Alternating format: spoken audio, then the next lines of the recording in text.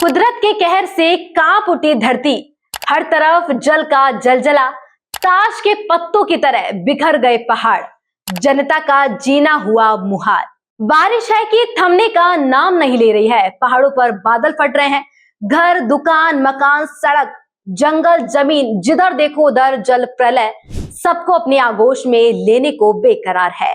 देह को सबसे ज्यादा पैदावार देने वाला पंजाब दशकों बाद बाढ़ से बेहाल है। सोना उगलने वाली जमीन पर नदियों की रेत की मोटी परत जम चुकी है। हर तरफ से दिल दहला देने वाली तस्वीरें भी सामने आ रही है। नमस्कार, मैं हूं ऋतुश्री और आप देख रहे हैं खटका एक्सप्लेनर। आधे से ज्यादा भारत इस वक्त कुदरत का कहर झेल रहा है। बाढ़ ने गांव, शहर सबको अपनी चपेट में ले रखा है। घर, फसलें, इंफ्रास्ट्रक्चर सब कुछ तबाह हो रहा है, लेकिन ये कहर अभी तक थमता नहीं दिख रहा है।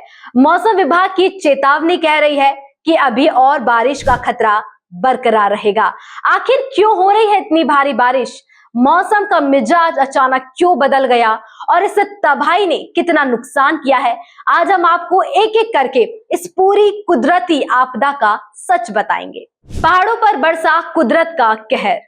उत्तर भारत के पहाड़ी राज्यों हिमाचल और उत्तराखंड में लगातार हो रही बारिश ने लोगों का जीना मुहाल कर दिया है।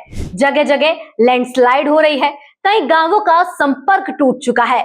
मैदानी इलाकों में हालात और भी डराने वाले हैं। कोई ऐसा बांध नहीं है जो लबालब नहीं भरा हो। पंजाब, हरियाणा, उत्तर प्रदेश और बिहार जैसे राज्यों में नदियां खतरे के निशान के ऊपर बह रही है। हजारों गांव में पानी बह रहा है। कहाँ घर है, कहाँ जमीन, समझ ही नहीं आ रहा। लोग अपने ही घरों में कैद होने को बेबस है। असम और पूर्वोत्तर में भी बाढ़ ने लाखों लोगों को बेघर कर दिया। लोग राहत शिविरों में शरण लेने को मजबूर है। तो वहीं राजस्थान और मध्य प्रदेश में खेतों में लगी फसलें पूरी तरह से बर्बाद हो गई है। किसानों की साल भर की मेहनत पलक झपकते ही पानी में बह गई हो। यानी उत्तर से दक्षिण और पूरब से पश्चिम तक हर तरफ बारिश ने कहर मचा रखा है। आखिर क्या है भारी बारिश की वजह? अब बड़ा सवाल यह है कि आखिर इतनी भारी बारिश क्यों हो रही है? मौसम वैज्ञानिकों के मुताबिक इसके पीछे कई वजह है। पहली वजह मानसून की असामान्य एक्टिविटी। मतलब ये कि अरब सागर और बंगाल की खाड़ी दोनों तरफ से बने दबाव ने बारिश को और तेज कर दिया है। दूसरी वजह जलवायु परिवर्तन और ग्लोबल वार्मिंग। धरती का तापमान बढ़ने से मौसम का पैटर्न बिगड़ गया है।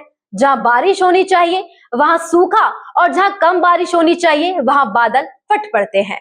तीसरी वजह पर्वतीय इलाकों में बेतरतीब अंधाधुंध निर्माण। पिछले कई वर्षों में पहाड़ों पर सड़क, रेल, घर के लिए अंधाधुंध कटान जारी है।